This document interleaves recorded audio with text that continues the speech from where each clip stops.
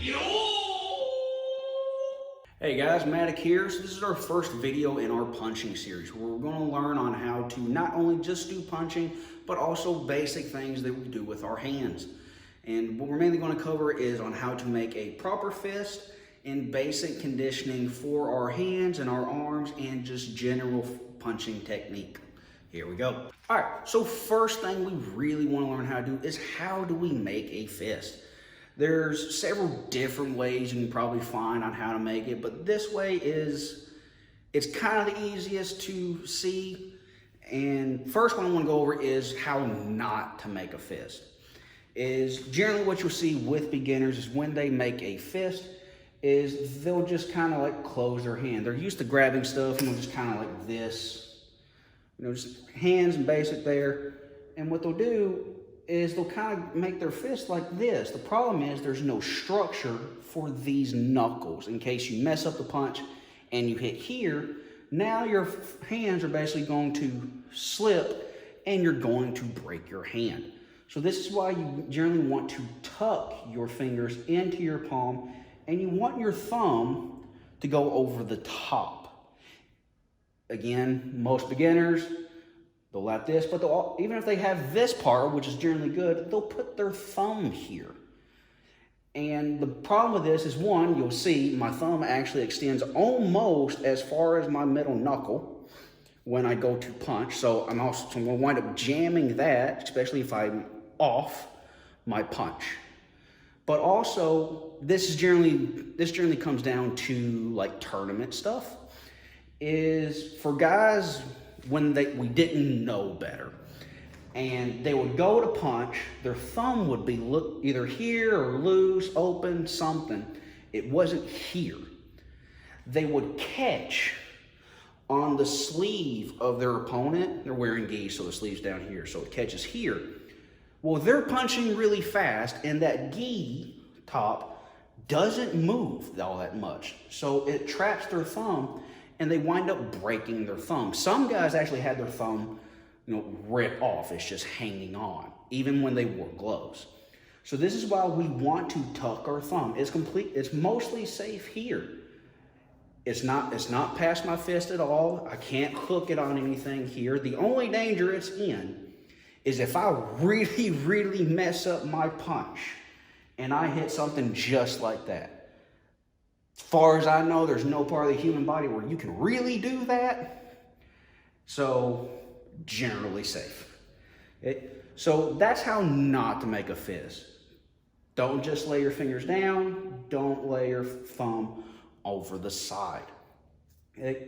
So how do we make sure that we get this? How do we get this? Well, there's several different ways. Some people just say, just curl your fingers into your palm and you can get that. And that generally works for a whole lot of people, especially people that are used to making a fist. That's all they gotta do. Boom, boom. It's there all day, every day.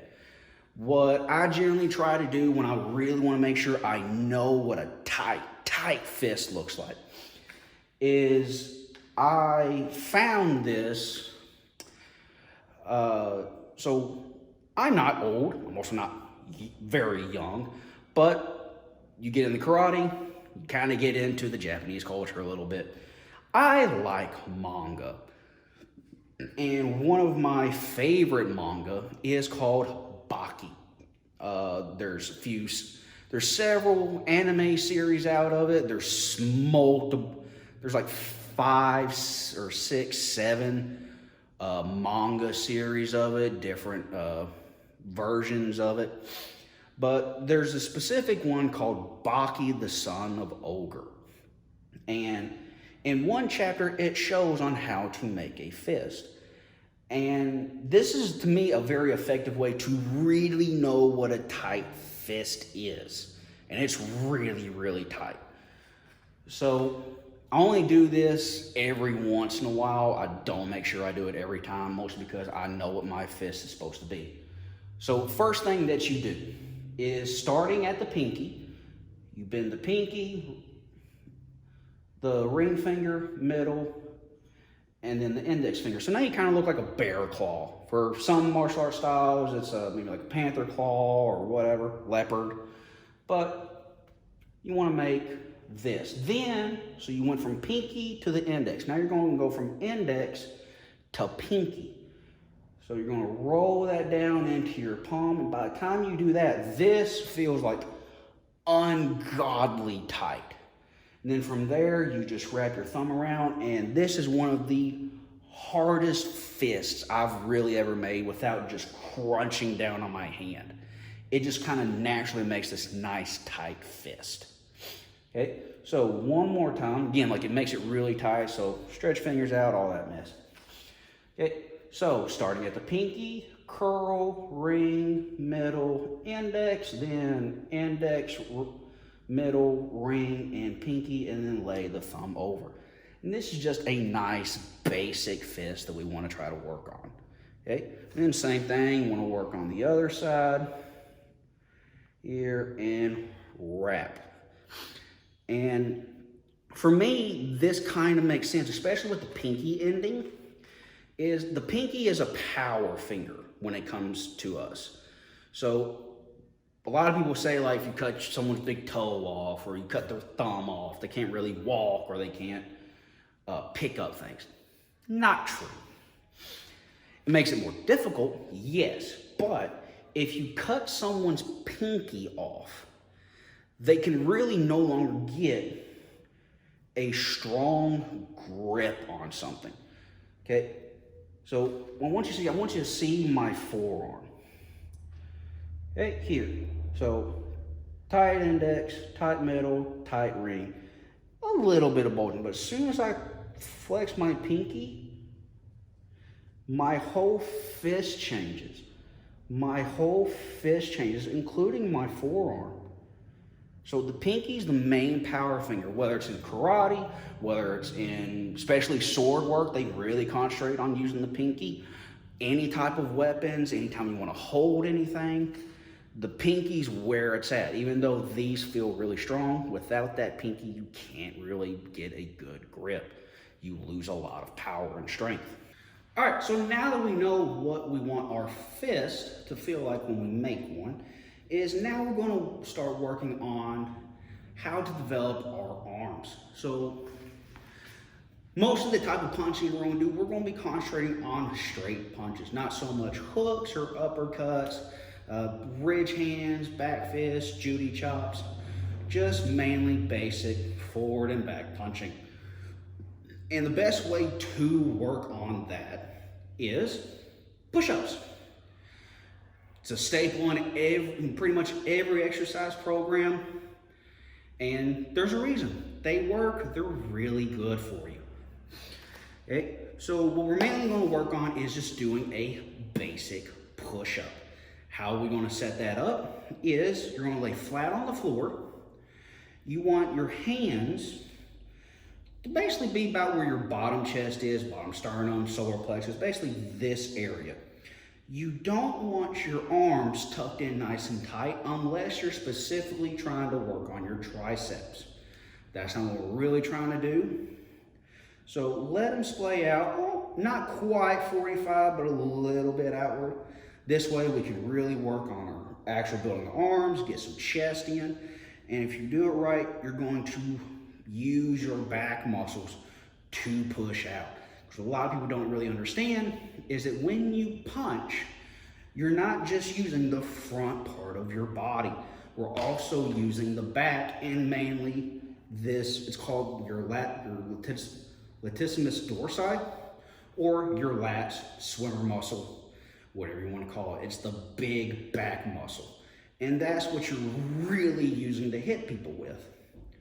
So by letting our arms splay out some, we can push out with our back. So again, going to lay flat, tuck your toes underneath you, hands about even with the bottom of my chest. My forearms are almost vertical, and then keeping a nice strong line from the tip of my head to my heels, strong line body. And then I'm going to push up and come up. And if you notice, my arm isn't straight up and down. there is a slight line going that way, and that is the position that I want. It keeps my shoulders in front of my hands. What most people do when they first start doing push-ups is, because in this upward position is very difficult to hold at first, they'll put their hands out front. So they make like this big overarching bridge, they'll stick their butts out like if you've done yoga, it looks like a really, really bad version of downward facing dog. And so when they try to do a push-up, they'll be here, do a push-up, and essentially what they're doing is mainly using their shoulders, and they're almost doing an incline bench press, essentially. That's not what we want. So again, you want a nice straight line, hands even with the bottom of your chest, from here, down, and up. If doing a full body push-up is too much, because maybe you're just starting out or you gained some weight, obviously. So full body push-up isn't really your cup of tea. So what you can do then is you can do them on your knees. The most important part to remember when you do is to maintain a straight line from your head down to your knees. Same, hands bottom of the chest, shoulders down. You really want to make sure your shoulders stay down. This helps you push out through your back, and you're going to come up. And by maintaining a straight line, make sure your hips don't sag or that they pop up. You want a nice straight line, down and up. For right now, it doesn't really matter that you barely touch or don't touch at all, as long as you get this motion. Shoulders down, straight line with your body, and push up. Okay, so that's developing our arms. Now, the next thing that we kind of want to work on is working on the structure, proper structure, that we want our forearm from the end of our fist to our elbow. And we want a straight line. So we don't want our fist tilting down, and we don't want our fist tilting up. Obviously, if it's tilting up, you're going to hit with these knuckles. It's really going to hurt. Most likely break your hand. And you don't want to tilt your wrist down, because even though it makes these knuckles project out more, your wrist is weak going this way. And so if you hit something, you're just going to crush your wrist. For anybody that's ever gone up to a punching bag or anything and hit it hard without having good alignment between your fist and your forearm, you probably made your hand hit and it just collapsed on you, and it really, really hurts. And so what we're going to work on is figuring out how to make that proper. And one is figuring out correct structure and just getting used also to the pressure of having that done. So from here, what we're going to do is, we're going to make our nice fist where you just curl your hands in, or you start pinky, index, and then finish, is you're going to put both hands down, and you can either be flat-fisted, or if you get a little bit better, use the pressure, you can put your first two knuckles mainly on the ground. And you're essentially going to get in a push-up position and hold that, for 5, 10, 15 seconds. It doesn't really much matter, is you're just trying to get used to that pressure of something on your hands. And while you're doing that, if hopefully you can have like some kind of access to a mirror that lets you see low, and you can see as you can see, my forearm is this way, but my hand is this way. This isn't what I want. This means I'm going to be punching. If I punch straight, my fist is turned that way.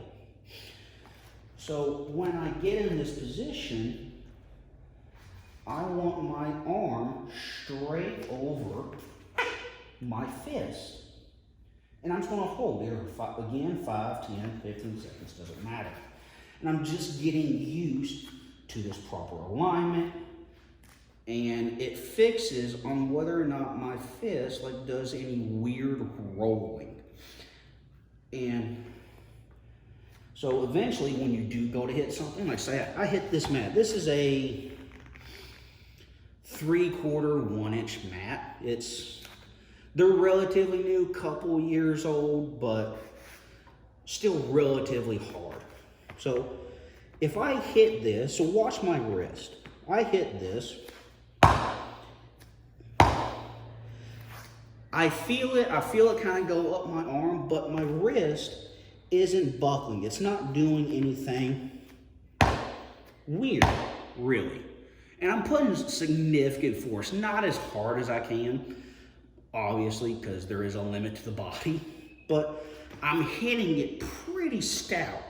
And because I've done enough of holding like this, again, I don't want to be like this, I don't want to be like this, maintain a good thumb position. I'm building up the strength in my wrist, good alignment within my forearm. And that's really important. That's mainly what we're trying to work on. Eventually, when you can wind up combining your push-ups and your knuckle holds. That's what we'll call these, your knuckle holds. From here, then, believe it or not, doing knuckle push-ups makes your push-up significantly harder. Because now instead of bouncing on your big wide palms, you're bouncing on this. And if you got a strong, good fist, you're only bouncing on this part. So it really, and as your forearm moves, it wants to do this motion. You have to make it not. So when you go down and up, I get a strong, my alignment stays strong here, so I'm not doing that. But when I do my normal push-up this way, you'll see that my forearm does this, but it's coming back to this straight position. And I'm getting used to this. And that's where knuckle push-ups are really, really important. Whether it's full body or you do your push-ups on your knees, it doesn't really much matter. And so that's mainly it, is really concentrate on just doing your push-up, your basic push-ups, your knuckle holds, and eventually you can combine the two. At first, now again, I'm on a mat. Some people might have a soft carpet or no carpet, which is fine. You can get some towels, washcloths, put them under, because if you go too hard, if I did this on hardwood floor when I started at 8 years old, I would not have done this as long as I have. But started off on a mat, my hands got used to it, I got tougher, and then yeah, so probably not at the weight that I'm at now, but when I was competing and I was in good shape, really good shape, I could have done knuckle push-ups on hardwood floor, no problem. But first starting out, if you need to, put some towels down, anything, and all you're going to do is hold 5, 10, 15 seconds, and that's it. All right, guys, so now we're kind of to the part that everybody likes. We finally get the hit stuff. Yes.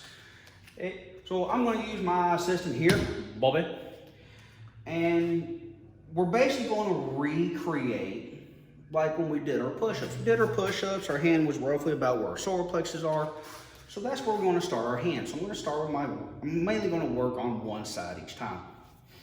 So I'm going to put my hand back in this push-up position, close my hand, whichever way you want to do that. Nice straight line from my knuckle to my elbow.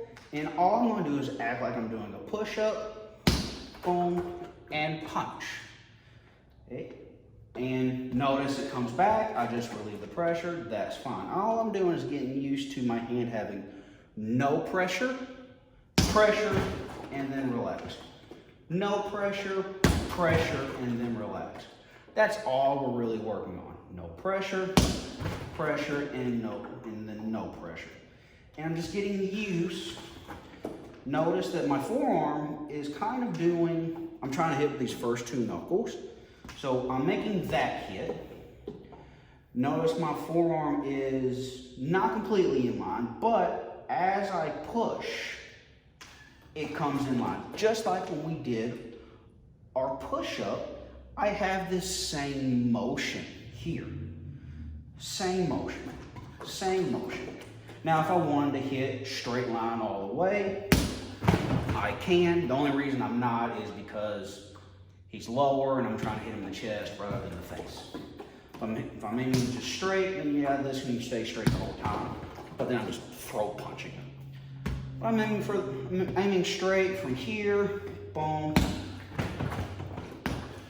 and it's just straightening out, straightening out, straightening out. And gradually, I can kind of start turning my hip a little bit. Don't worry so much about that. We just want to concentrate on our hand, getting used to no pressure, pressure, no pressure. You don't have to go fast. You can just come out, good solid whack, and then come back. If you don't have access to something you can hit, or a punching bag for one, that's fine. What you can do is you can go to find a place in your home, either use a door jamb or a place in the wall that has a good stud, and tape up like a big layer of towels and stuff. Towels are your friend. Go to Walmart if you really don't want to spend a whole lot. Buy you like a towel bath sheet, fold it up really small and really thick. Duct tape it onto the wall where a stud is or where a door jamb is.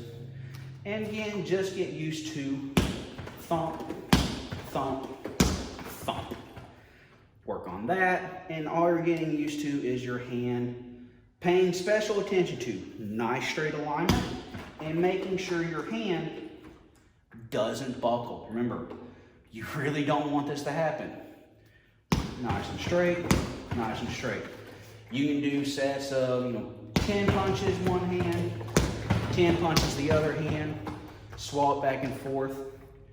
What I really suggest is when your knuckles start feeling sore, not, ooh, that hurts, but kind of sore, and it's probably the time to stop. And that way, because what you're doing is you're slowly kind of breaking down the bones in your hand. And if you do it too much, it takes a long time for your hands to heal. So as soon as you kind of start to feel a little bit of soreness, stop, let them heal up to where they're not sore anymore, then do it again. If you stop as soon as it kind of starts feeling sore, you can do it again at the most the next day. 10 one hand, 10 the other hand. And just go back and forth, back and forth. Well guys, that's what I got on how to make a proper fist, building the alignment in your forearms, conditioning your arms and your fists to hitting stuff. And what better things when it comes to fighting than hitting stuff?